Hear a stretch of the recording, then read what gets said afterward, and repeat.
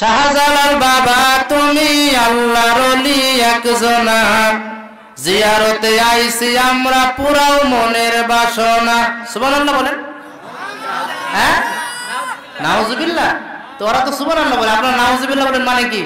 মানে হলো এরা সহি আকীদার লোক, এরা তাওহীদ কোনটা শিরক কোনটা এটা আমরা বুঝি। কথা বলেন ঠিক কিনা?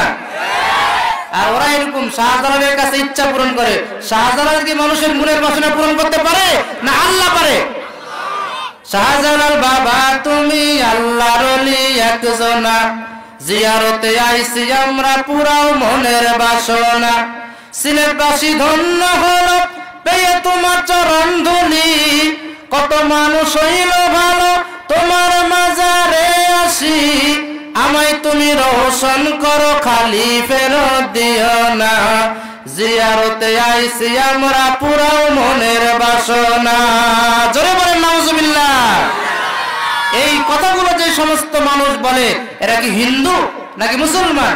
টুপিওয়ালা, দাড়িওয়ালা, জুব্বাওয়ালা যে সমস্ত মানুষ এই কথাগুলো বলে, আল্লাহ বলেন এরা আসলে মুসলমান না, এরা মুসলমানের রূপে, এরা মুশরিক। বলেন নাউজুবিল্লাহ।